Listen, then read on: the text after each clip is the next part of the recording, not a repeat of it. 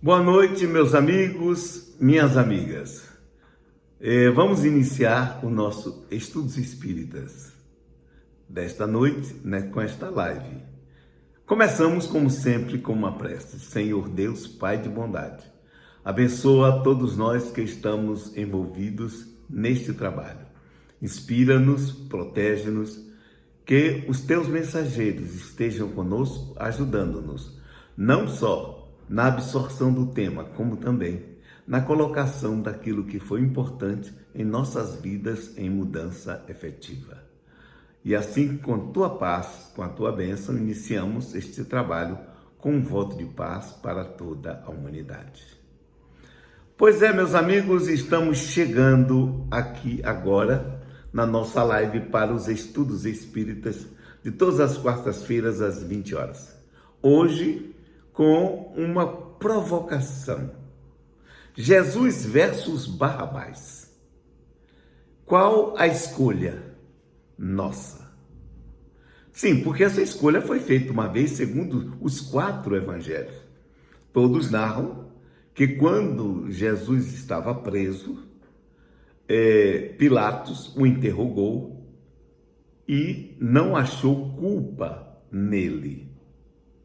Então, disse isso para o pessoal do Sinédrio, e esse pessoal simplesmente não quis saber, queria a morte dele.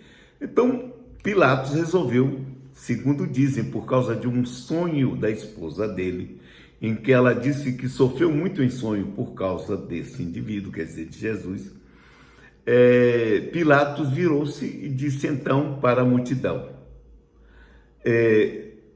aqui está Jesus e temos um prisioneiro que fez uma sedição, matou alguém e que se chama Barrabás. Segundo Orígenes, da escola de Alexandria, o nome era Jesus Barrabás também, porque Jesus era um nome muito comum à época, como José hoje em dia, como João hoje em dia, como Maria hoje em dia, tá? Então, segundo, algumas Bíblias aparecem com Jesus. Os textos gregos de Nestlé Aland, por exemplo, que eu tenho, ele coloca entre colchetes o Jesus, quer dizer que é uma coisa disputada. Alguns manuscritos antigos trazem Jesus Barrabás, outros não trazem. Existe uma discussão em torno do tema, mas Orígenes dizia que sim, que esse era também o nome dele. Então nós teríamos um problema interessante. Um Jesus de um lado, Bar Yosef, filho de José, e o outro, Yeshua, ou Jesus, filho do pai, ou de Abás. Jesus sempre se colocava como filho não de Deus, como filho do Pai, filho do homem, mas filho do Pai Celeste. E o outro seria filho do Pai também. Coisa interessante, só que Jesus, era o príncipe, como muitos dizem, da paz. Ou seja, ele não pregava a paz, ele não pregava a guerra, ele pregava a paz, desculpem. Não a guerra, não a sedição. Enquanto que o outro pegava a sedição e, pelo contrário, pegou em armas. Segundo alguns, ele fazia parte dos zelotes e atacou algum comboio romano. Particularmente, eu não acredito nessa tese, porque se ele tivesse morto algum soldado romano, ele teria sido morto. Isso, Pôncio Pilatos não iria soltá-lo de jeito nenhum. Ele deve ter, na sua sedição, morto alguém que não exatamente o romano, podia ser até algum amigo dos romanos, algum colaborador com os romanos, como os zelotes e mais tarde os sicários usavam matar. Então, esse é um ponto. Então, tirando essa história, se era Jesus o nome dele ou não, isso aí, aqueles que são os técnicos no assunto discutam. O importante é que era uma escolha entre alguém que, segundo o próprio representante romano, não tinha nenhuma culpa, estava sendo acusado de maneira não só equivocada, de maneira perversa, para se livrarem dele. E um outro era um criminoso efetivo. Então, uma escolha, e o povo, porque os líderes religiosos incentivaram, esses líderes pediram que Jesus fosse morto e Barrabás fosse solto. E o povo seguiu os orientadores religiosos. Já é um ponto interessante. Muito cuidado com os orientadores religiosos.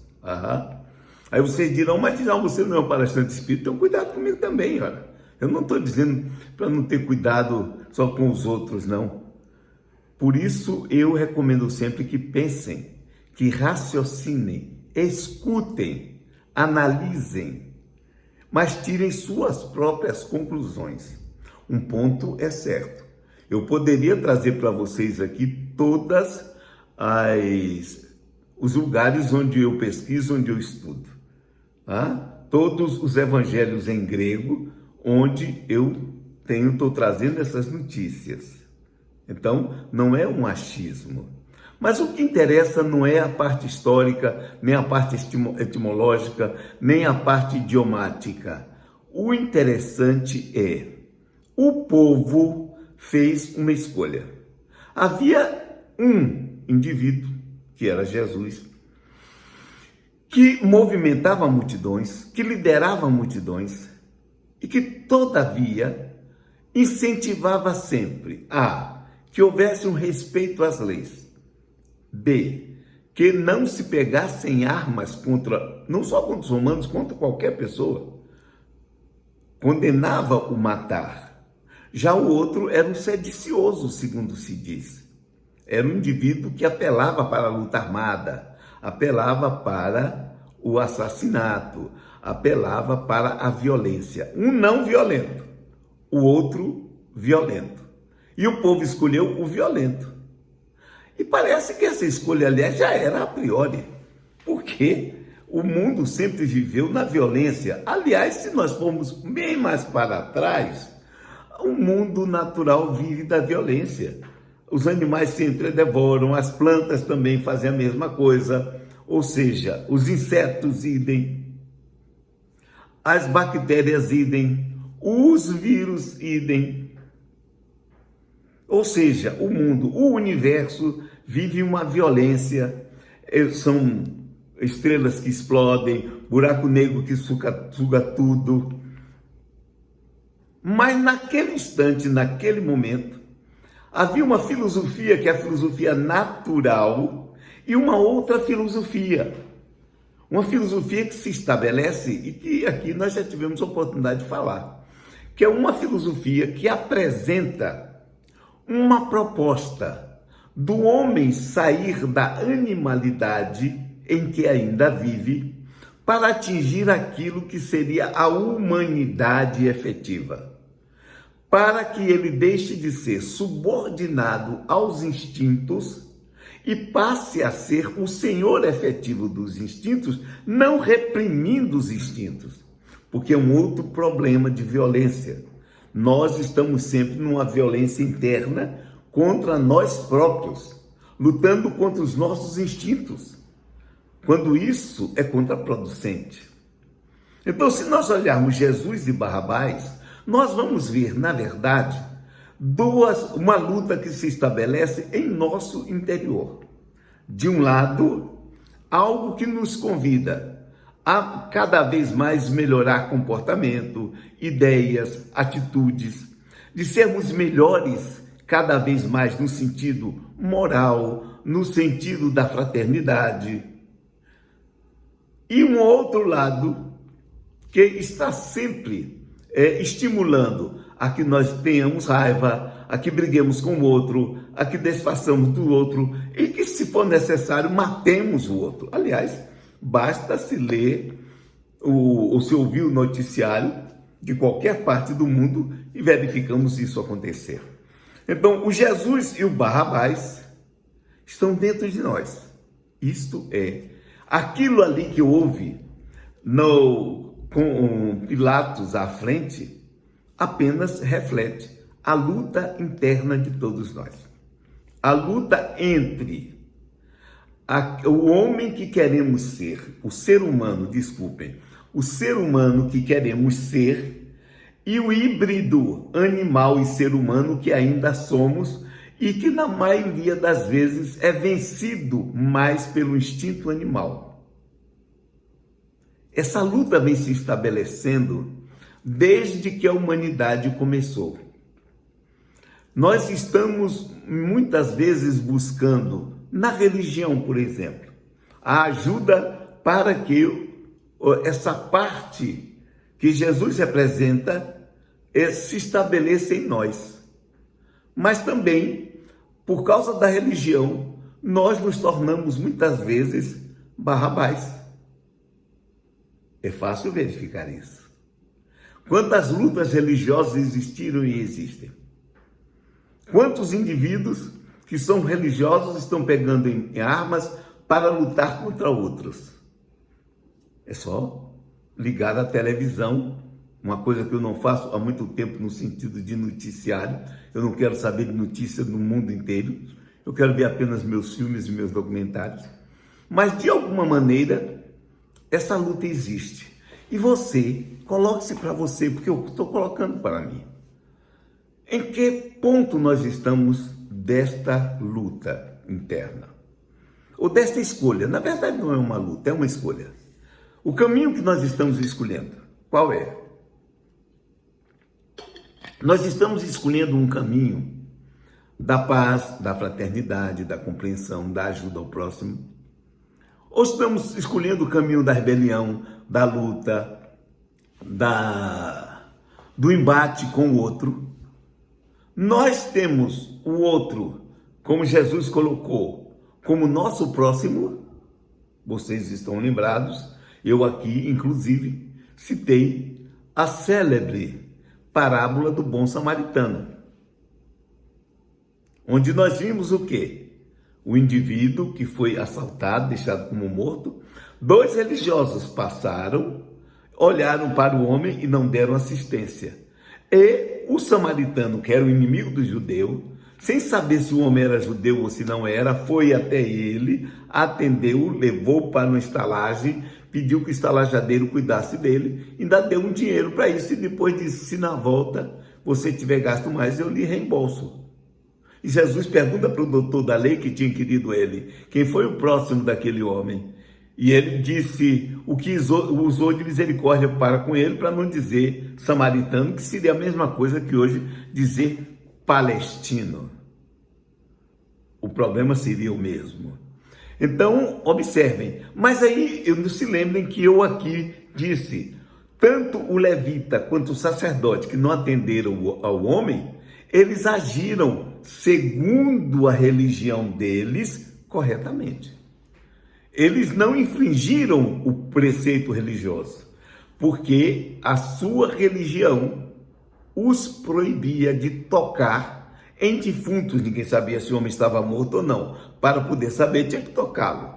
E se o tocasse, se ele estivesse morto, eles ficavam impuros. Depois tinha sangue, e se eles tocassem no sangue, ficariam impuros. O problema era tão sério nesse ponto que, inclusive, um sacerdote só tinha permissão de tocar um cadáver. Era o cadáver do pai. Se morresse, ele podia tocar no cadáver, ele podia cuidar do cadáver sem ficar imundo. Se não fosse o pai, ele era estritamente proibido de fazer. Então, os 2 religiosos agiram de forma correta. Por quê? Porque a religião deles dizia isso. Então, a própria religião os impediu de serem caridosos, de serem fraternais. Já o samaritano, que não tinha essa religiosidade toda, foi o próximo daquele homem. Então, é uma pergunta interessante. Quem é que age mais em nós? Porque eu sei que todos nós temos uma parte Jesus e todos nós temos uma parte Barrabás. Ou seja, nós temos uma parte luminosa e nós temos uma parte sombra. Isto é uma luta, isso causa inclusive conflitos. Os psicoterapeutas, os psicólogos, os psiquiatras tratam desses conflitos, que é o conflito entre a luz e a escuridão, entre a luz e a sombra. Esse é o ponto fundamental, que inclusive nós precisamos primeiro conhecer o Barrabás em nós, porque nós nunca poderemos superar esse problema se não entendermos o Barrabás em nós, se não descobrirmos e se não aceitarmos ele. Muitas vezes esse Barrabás se apresenta em nossos pesadelos. E aqui nós estamos sabendo que os pesadelos estão aumentando nesses períodos de quarentena.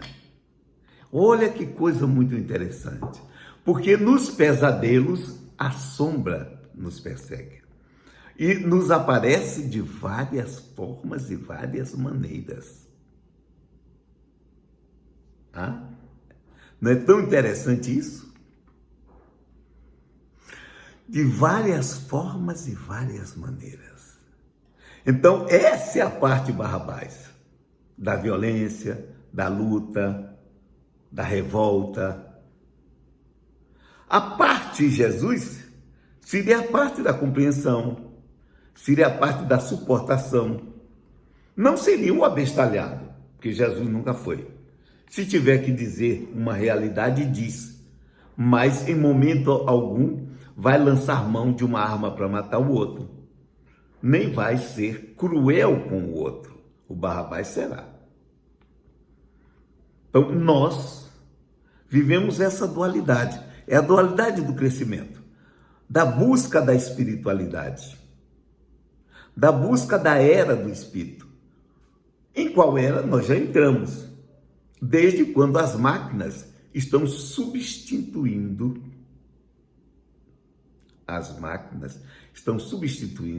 a nós nos trabalhos demasiadamente pesados. Nós estamos ficando cada vez mais voltados para dentro. E nós estamos tendo cada dia maior oportunidade de nos expor ao mundo.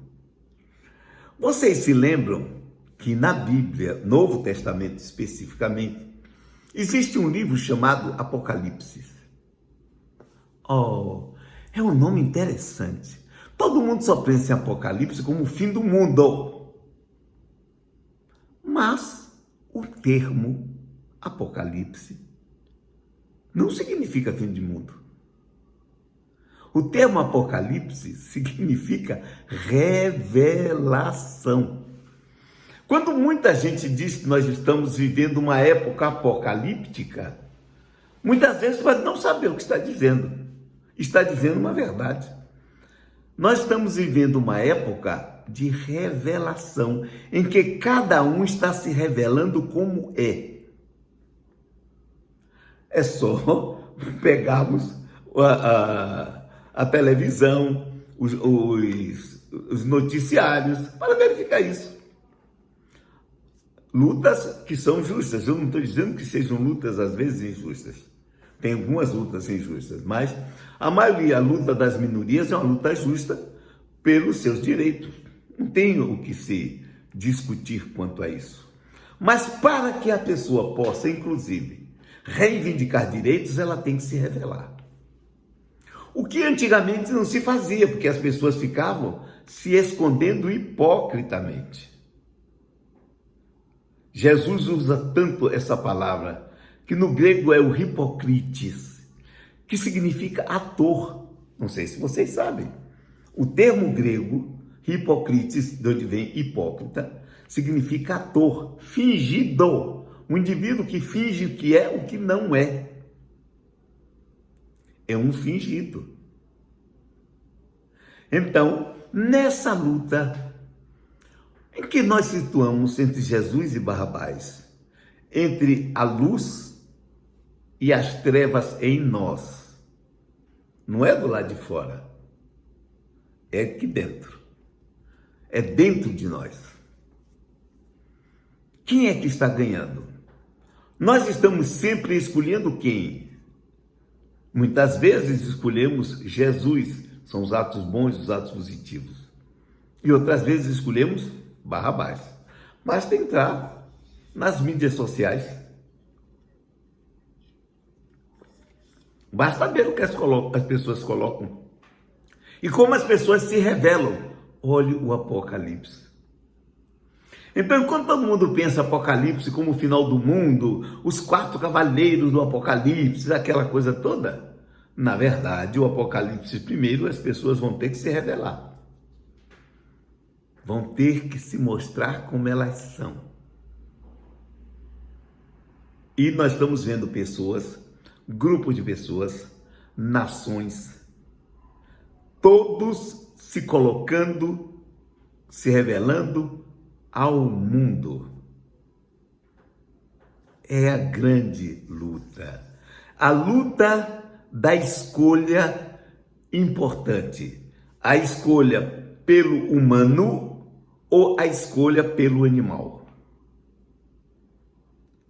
Os híbridos estão sempre nesse meio termo. No início, quando os seres vivos ainda estavam em formação, os primeiros que saíram do mar para a terra foram os anfíbios, ou aqueles que estão em 2 lados. O anfíbio é isso. Ele pode estar na água, como ele pode estar em terra. E muitos desses anfíbios, quando foram para a terra, gradativamente foram se aclimatando a respirar o oxigênio e não puderam mais voltar para a água. Enquanto que outros mamíferos, inclusive, foram aumentando tanto de tamanho que foram para a água e nunca mais saíram. As baleias, as orcas. As baleias azuis, principalmente. Com o peso delas, elas não podem vir para a terra, elas seriam esmagadas pelo próprio peso. Somente no mar é que elas podem sobreviver, porque no mar elas perdem a condição de peso e podem boiar. Mas ao mesmo tempo ficam limitadas, porque sempre tem de vir à tona para respirar. E é por isso que os pescadores de baleia ficam esperando esse momento para matá-las. Como fazem os barcos japoneses, por exemplo, pelo mundo afora. Então, vejam só, nós somos híbridos. Aqueles que estão na busca da espiritualidade, mas que ainda estão ligados à animalidade. Essa é a grande escolha. A escolha entre Jesus e Barrabás. Esta escolha é fundamental. Por isso eu venho perguntando, que escolha nós estamos fazendo? Todos nós. Eu não estou fazendo a vocês, eu estou me incluindo no processo. É uma luta, na verdade, porque é uma mudança interna muito forte. É aquilo que eu já tratei aqui também da famosa metanoia, a mudança de mente. Mudai a vossa mente, porque é chegado o reino dos céus.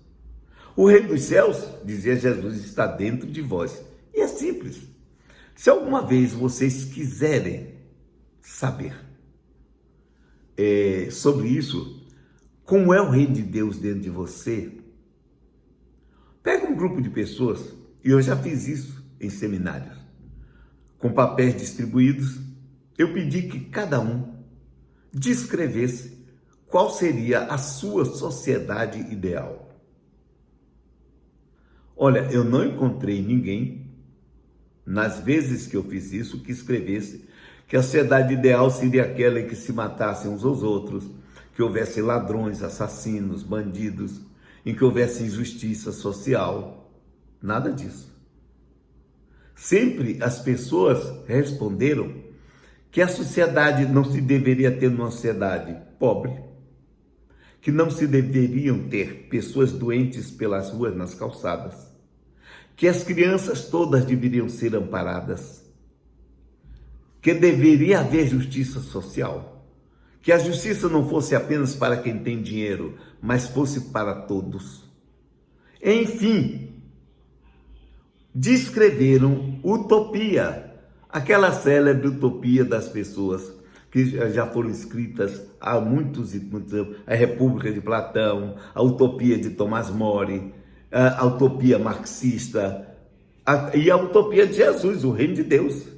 Ou seja, precisa o quê? Que nós tiremos de dentro para fora, porque já está o reino de Deus aqui dentro. Então, na verdade, nós já temos, aliás, isso Jesus coloca em duas parábolas interessantes. Numa parábola ele diz que o indivíduo estava trabalhando num campo para alguém e descobriu um tesouro enterrado. Deixou lá onde estava, saiu, vendeu tudo que tinha, pegou o dinheiro, comprou o campo para ficar com o tesouro.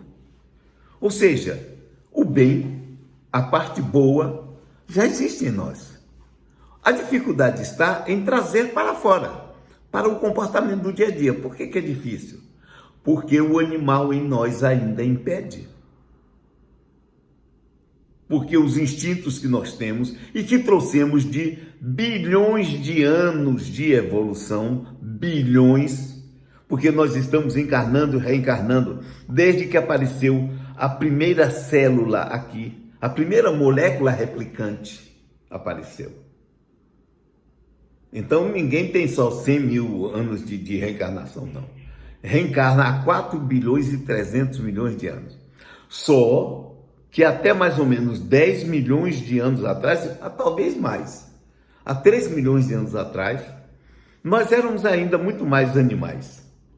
A partir de uns 3 milhões de anos é que nós fomos adquirindo efetivamente o ego e começamos a ter consciência de que nós somos e a raciocinar. Até que finalmente, com o homem do Neandertal e por último do Homo sapiens, e nós somos os sapiens sapiens, estamos aqui. Nós saímos da África, porque todos nós somos afrodescendentes, saímos da África, fomos para a Europa e nos espalhamos pelo mundo. Então, nós aí começamos a raciocinar, só que você pega a história e lê. Pega um bom livro de história e leia. Inclusive os historiadores só louvam os bandidos, os assassinos, os criminosos, os estupradores. Como vocês vão me perguntar quem são esses? Eu vou citar logo algum de cara. Ramsés III, o rei Davi. Querem mais? Josué. Querem mais? Os generais romanos todos. E olhem que Roma começou como sendo um velho acordo de bandidos. E para Roma existir, um irmão matou o outro. Então, os grandes conquistadores, Alexandre o Grande. E todos os grandes, Átila. Aonde que César era pior do que Átila? Gengis Khan. Os grandes mogóis da Índia. E quer mais recente? Napoleão Bonaparte. Mais recente? Hitler. Mais recente? Aí. Todos os guerreiros. Todos eles. Os que fazem rebeliões. Os que fazem e que são os piores, as famosas revoluções que não dão em nada. Me lembro da Revolução Francesa. Liberdade, igualdade, fraternidade. Ah, Madame de Staël, quantos crimes em seu nome se cometem. E o interessante é que sempre existe uma revolução e depois volta tudo o que era dantes no quartel de Abrantes com outros nomes. E muitas são feitas para salvar o povo e depois volta tudo o que era dantes no quartel de Abrantes. Por quê? Porque nós ainda somos os animais em busca da humanidade. Este é que é o problema. Daqui a pouco eu vou responder perguntas que são colocadas aqui. Vocês, por favor, depois coloquem. Eu estou terminando esse raciocínio. Então, o que devemos fazer? Porque é muito bom nós entendermos as coisas que estão acontecendo, eu dizer tudo isso. Sim, mas se não apresentar uma possibilidade de solução, que adianta eu fazer discurso? Isso parece essas pessoas idiotas que só vivem fazendo denúncias, denunciando isso, denunciando aquilo, denunciando. Sim, está denunciando. Eu quero saber o seguinte: qual a solução? Esse é que me interessa. Que solução? Eu apontar o que está errado é ótimo, mas eu aponto sempre com o dedo sujo. É muito bonito isso. Eu dizer que o outro está errado é lindo, mas cadê o certo?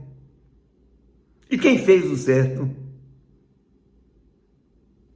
A história não diz. Então, tem que ter uma solução. Qual é a solução? Em primeiro lugar, não adianta querer mudar massas. Jesus Cristo não era padeiro. Jesus Cristo era carpinteiro. O carpinteiro lida com peça. Ele nunca se dirigiu às massas. Ele se dirigia às multidões falando para cada um. Ele dizia: ama o próximo como a ti mesmo. Ele não está estabelecendo isso para as massas. Ele está estabelecendo para o indivíduo. Porque esse é o caminho. Aliás, ele mesmo coloca isso numa parábola.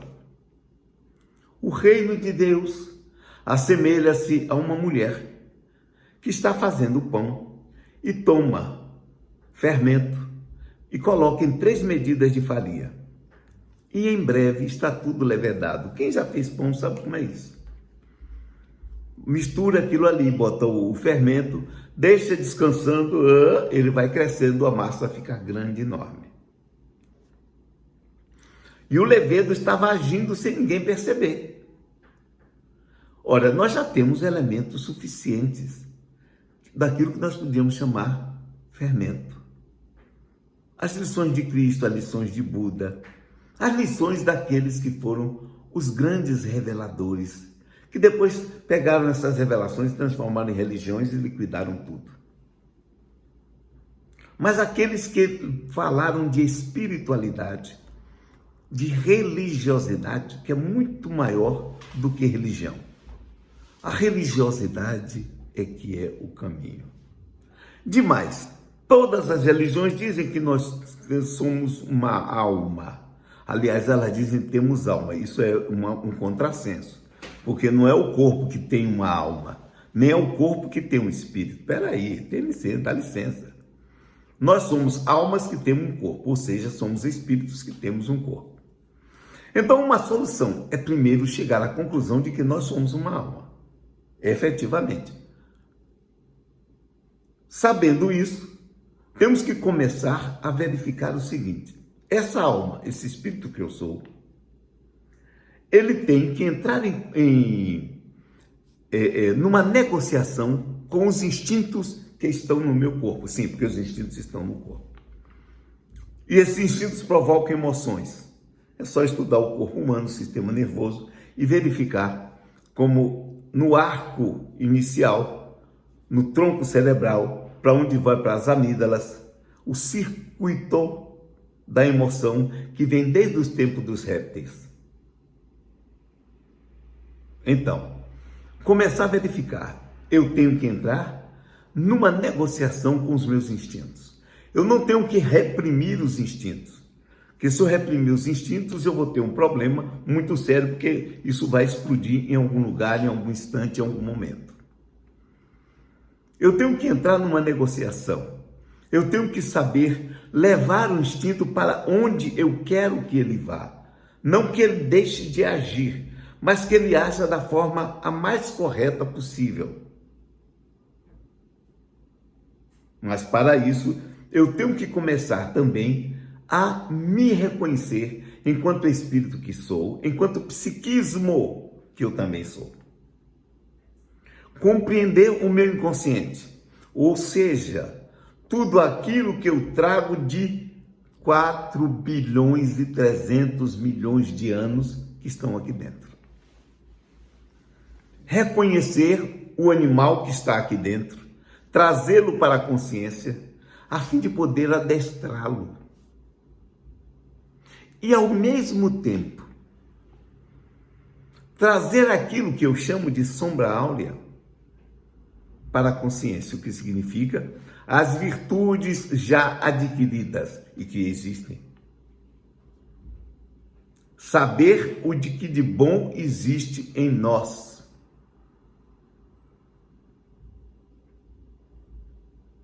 Aí é que é uma coisa importante. Então eu vou saber, de um lado, quem é a minha sombra, ou quem sou eu enquanto sombra, e quem sou eu enquanto luz. Muitas pessoas vivem por aí falando em matar o ego. Não faça uma desgraça dessa, pelo amor de Deus. Porque o ego é que diz quem eu sou. E se nós fazemos alguma coisa, é porque nós temos um ego para fazer. O que o ego precisa é ser educado. Ele não precisa ser destruído, ele tem que ser educado. E é essa a minha proposta aqui. Eu tenho que educar o meu ego. Eu me desfazer dos mecanismos de defesa. Fazer com que o ego chegue à conclusão de que ele não é aquilo que ele pensa que é. E ele chegue à conclusão da realidade dele.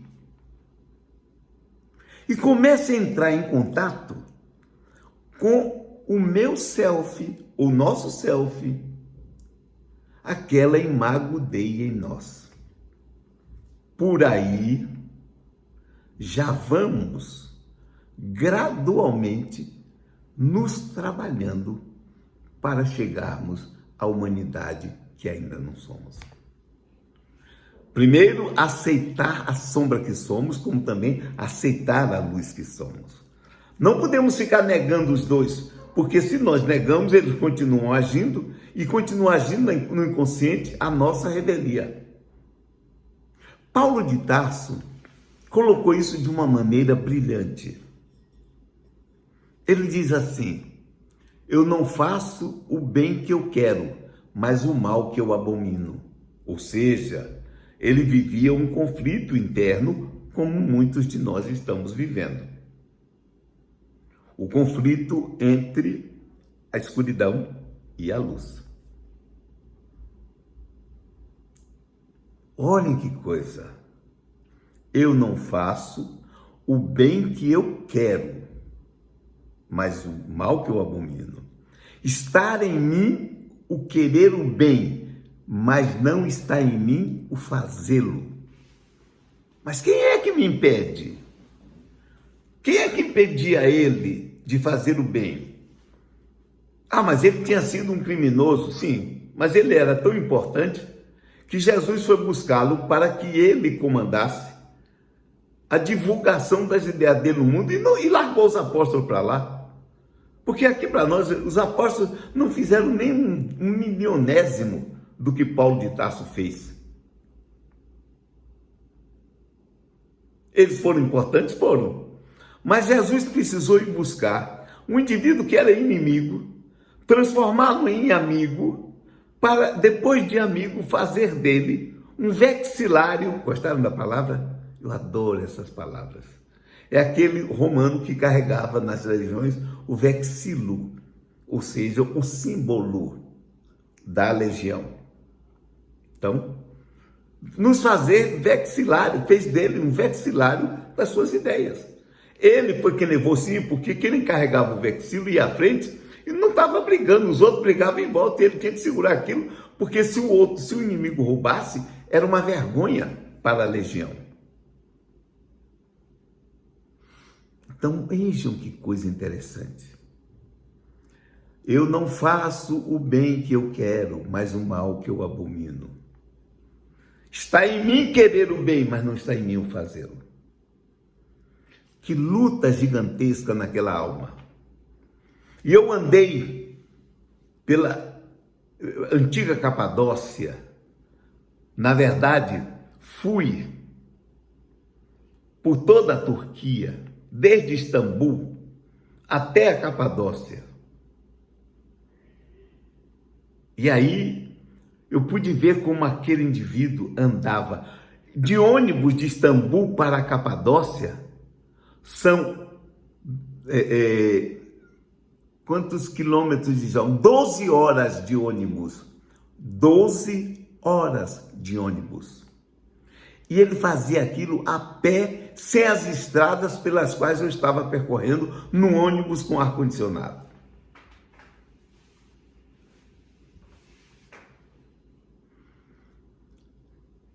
Cleiton Mendes está aqui dizendo, muitos de nós podemos dizer o mesmo que Paulo. Não, todos nós podemos dizer o mesmo que Paulo. Porque todos aqueles até que buscam fazer o bem sofrem interiormente as suas lutas. Porque o conflito não pode deixar de existir. Enquanto o animal estiver indomesticado em nós, nós estaremos com problemas. Sempre o conflito estará conosco. Sempre o conflito estará conosco. Mas existe uma possibilidade sim. Primeiro, se aceitar como é e buscar mudar. Quando eu digo trazer a sombra para a consciência, não é para ficar bonzinho, para aquele espírito superior cheio de lantejoulas. Não é isso não. É para ser senhor dessa parte. Porque normalmente nós não fazemos o bem que queremos, como Paulo diz, porque nós somos muito mais dominados pelo inconsciente, justamente porque deixamos essa parte na inconsciência. E se está na inconsciência, a consciência não está sabendo, ele vem por debaixo do pano e vai agindo como ele quer. Quando nós acordamos, já fizemos a besteira. Mas se nós começarmos a trazer os conteúdos do inconsciente para a consciência, e podemos um dia dizer, como Carl Gustav Jung, no seu livro Memórias, Sonhos, Reflexões, a minha história é a história de um inconsciente que se realizou. Tudo que nele existe quer se tornar realidade. Esse é o caminho. É fácil? Se fosse fácil, a gente estava fazendo isso toda hora. Não é não. É difícil. É de luta. Ou pensam que fazer psicoterapia é simplesmente entrar, ou como muita gente fica dizendo uma palavra o tempo inteiro. Como diz Carl Gustav Jung, não é imaginando figuras de luz que a gente se ilumina. É fazendo. É vivendo aquilo. É uma luta interna. Eu me lembro que, certa feita, Jung já estava muitos anos trabalhando com a psicologia e ele diz uma coisa interessante. Pensando nisso assim, perguntaram para ele, você já fez contato com a sua sombra? Ele disse, já. E então, ele disse, vivo o meu inferno particular. Olha que coisa, que figura interessante. Porque o indivíduo começa a reconhecer o que ele realmente é.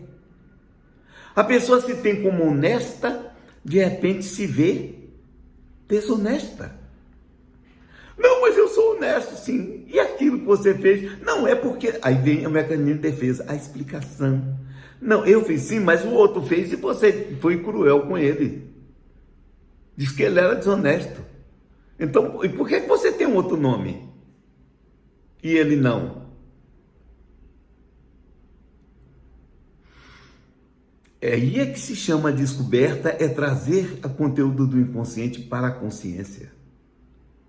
E em trazendo para a consciência se amplia e se alarga. É interessante isso. É só você ler os livros de Jung, nas psicoterapias que ele cita. E você vê na psicoterapia normal, muitas pessoas quando chegam, aí você diz, olha, essa parte de sua assim, tá assim. Mas eu já estou melhorando. Tá nada, é conversa fiada.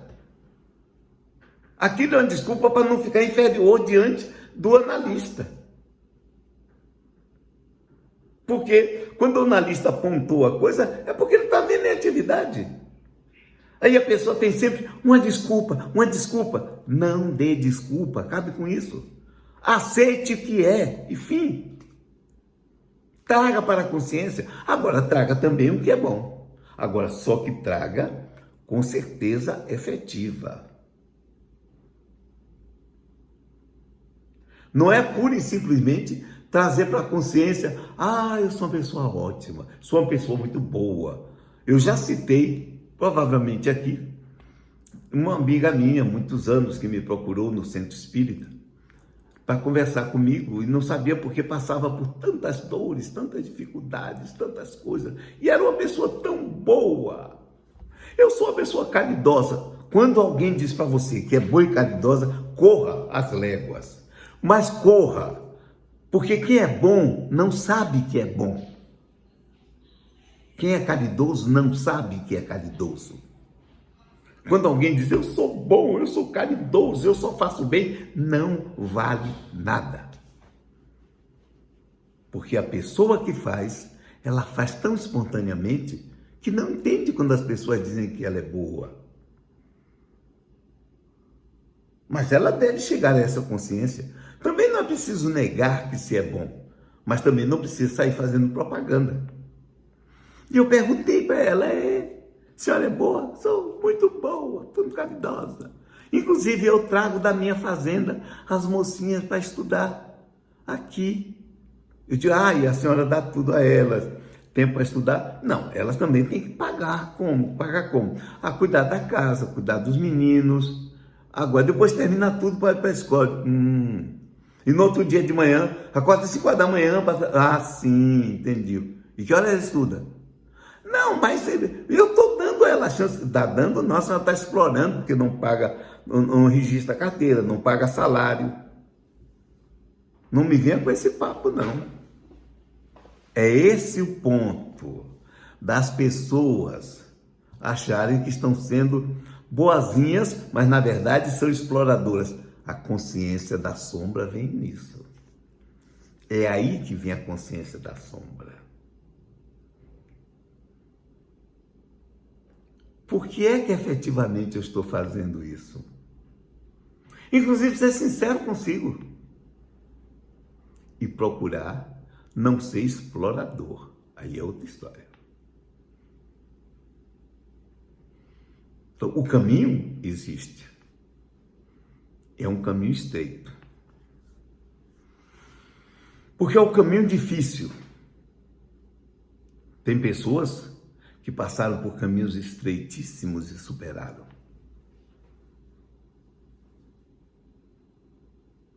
Sim, eu conheço muitas pessoas. São os grandes heróis e heroínas anônimos,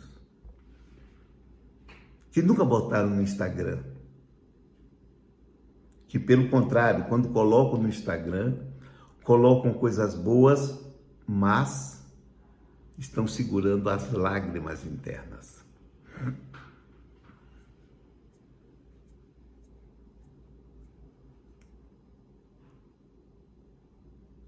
É interessante, mas é possível. Tem muita gente que vive na ilusão. Agora com essa pandemia o mundo vai mudar? Não vai mudar nada. É conversa fiada. Vai mudar tecnologicamente? Vai se descobrir uma nova vacina, novos remédios, isso vai. As pessoas estão aprendendo mais a usar esse recurso aqui, do Wi-Fi, das mídias sociais. Muita gente vai migrar para fazer negócio através das mídias, para que de outra vez, quando acontecer, não ser apanhado de calças curtas.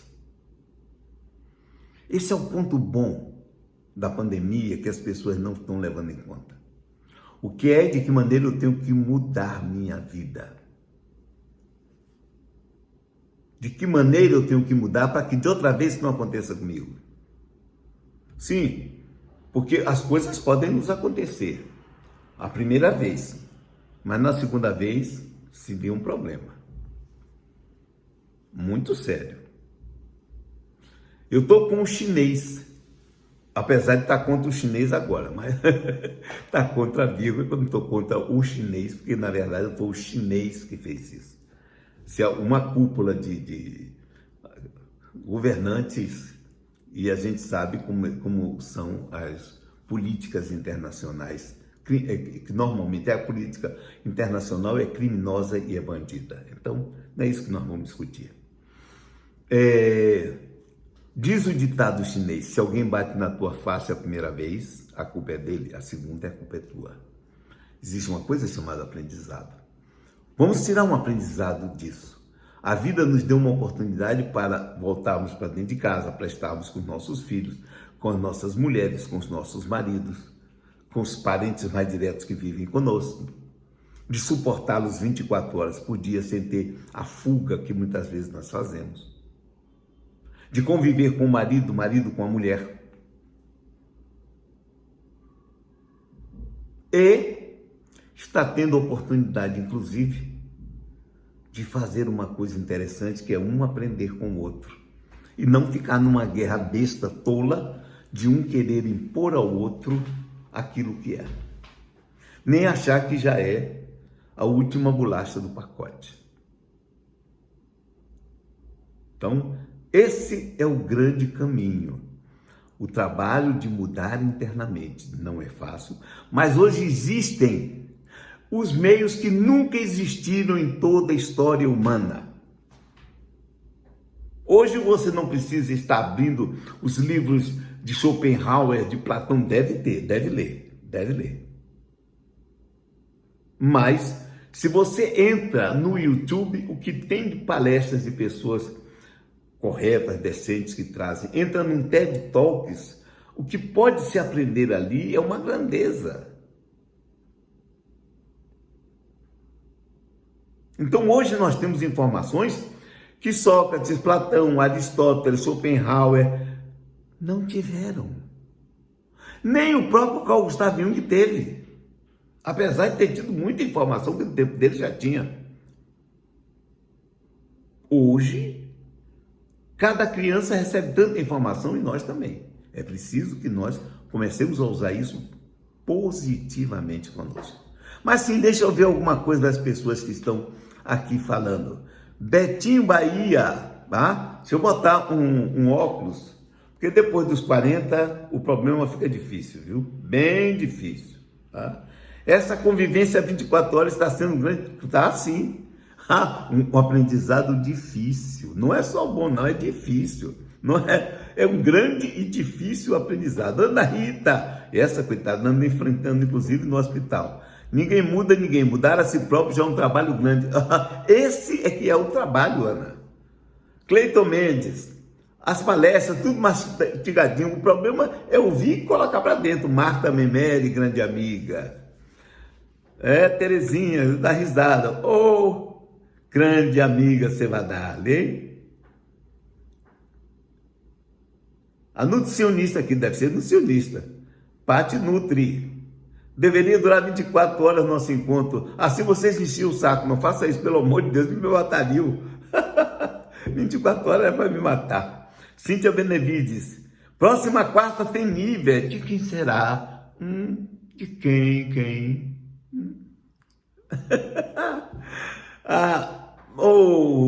Minha amiga Michele, todos nós somos Barrabás de Jesus. Todos nós, não é só você não. Não venha com essa de querer ser a única que é não, viu? Todos nós estamos nesse barco. Cristiane Guimarães, gratidão, Dijão, obrigado a você. Peter Citone, você chegou, amigão, um grande abraço. Esse moço, além de conhecimento, passou na fila da beleza sem ver, isso é verdade, viu? Na verdade, eu tive 5 visões de minhas vidas anteriores, sempre foi bonito, é um karma que eu carrego. Gesiel Dória, grande amiga, infelizmente o ser humano só aprende com a dor. Gesiel, nós estaremos juntos, não é? Numa live. Beth, Adelson, meus amores, vivem aqui nesse coração. Adoro escutar, adoro estar com vocês. E a comidinha lá, hein? Ando com a saudade, tomara que passe logo esse coronavírus. Camila, Djalma, faz uma live com medrado. É uma live com medrado. Eu fiz outro dia com a Denal, eu preciso fazer mesmo. Grande Gesiel, em breve estaremos juntos, sim. Se não me engano, é 31 de maio, é domingo, 17 horas. Silvia Oliveira, Rosana, várias pessoas aqui. Betsy Sabo, obrigado a você também, Cássia, deu risada, hein? Ana Rita, grande amiga. Dea Barnabé. Djalma, você é maravilhoso. Olha que eu estou concordando com você, viu? Uma das grandes virtudes minhas não é a humildade.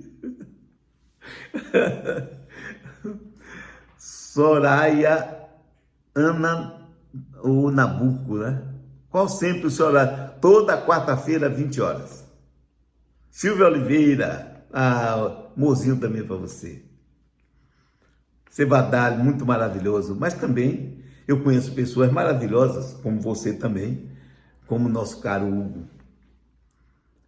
Te assistia sempre no Centro Espírita Harmonia, eu sempre estou lá, inclusive hoje, a essa altura, está uma palestra, não, já passou, foi 19 horas, uma palestra minha lá.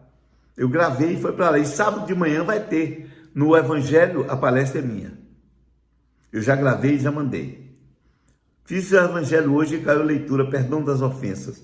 Olha, o problema de perdoar não é a gente esquecer o que a pessoa fez, de jeito nenhum.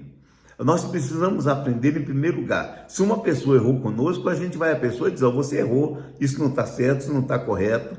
Mas é deixar para lá, porque esquecer nunca se vai esquecer. E quando a pessoa precisar, nós não fazermos a mesma coisa que fez conosco. Fazemos o contrário. Por quê? Eu aprendi com Paulo. Fazer o bem a quem nos fez o mal se coloca brasas vivas na cabeça dele. Eu, por exemplo, não tenho problema eu não perdoo ninguém. Eu não faço o que a pessoa me fez para não ser igual a ela. Então eu não tenho virtude não. O meu problema é o seguinte, eu não quero ser a peça que a pessoa é. Acabou. No Lar Harmonia, sim, Cássia. Dia 23, 8h30 da manhã vai ter. E hoje já teve a palestra. Deve estar no YouTube da TV Harmonia. Kátia Cacá, grande amiga do coração de tantos anos, hein? Silvia, bondade sua. Meus amigos, nós estamos nos aproximando do final. Marta Memé, isso mesmo, fazer o contrário. Isso. Não fazer para não ser igual. Se eu condeno o que ele fez a mim e eu vou fazer a mesma coisa, eu sou igual a ele. Eu não quero isso, não. Eu quero ser diferente. Live especial de aniversário quarta. É quarta-feira, dia 27 de maio? Mas estou aqui, não tem problema. Vou fazer sim. Não tem esse negócio. Devo fazer um bolo para mim, boto uma vela, dou uma soprada e como o bolo. Aliás, eu vou encomendar no bolo das meninas. Um bolo de... Como é aquele... Tem uma coisa em cima gostoso, eu adoro isso. Não conhecia você, Silvia Barreto? Deixa eu me apresentar. Djalma Mota Argolo, Mota com 2 T's, Argolo com 2 L's. Tá bom, Silvia? Faria de gratidão a você. Nós estamos nos aproximando do final. Daqui a pouco ele vai encerrar. E eu vou fazer o seguinte, eu vou jogar para o IGTV. Ana Rita, gratidão pela oportunidade, grande abraço. Para você também, para todos os seus, que eu vibro por vocês todos e por todos que entram em contato comigo. Bolo da moça, Kátia Cacá, estarei lá. Bolo de churros, é isso, Bia. Adoro, você falou bem, bolo de churros. Ótimo, você cantar em parabéns, eu vou ficar feliz. Já assistiu, sim, mas isso já tem muito tempo, né, Profecia Celestina. Mandar um pedaço para você. Grande Juliana, mas lá você mora tão longe. Pois é, tá chegando a hora, daqui a pouco vai cair. Saudades também, Juliana, mas a amizade está sempre presente. Estamos chegando ao final, vamos encerrar. Minha gratidão a todos vocês. Senhor Deus, abençoa todos que estiveram aqui nessa live. Guarda-os, protege com os amores dos seus corações. E obrigado pela oportunidade de estar com todas essas pessoas. Paz para todos.